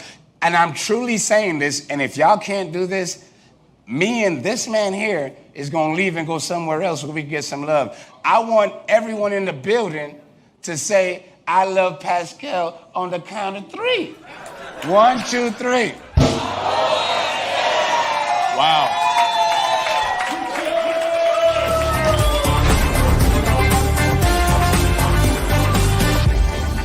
Homeowners and property managers, if you're looking for effective and humane ways to remove wild animals and deal with the damage that they have caused, we have good news for you. Introducing Wildlife Command Center. We are the only wildlife company that checks 70 different areas on a structure to determine the answers to the following questions. For more information, call us now.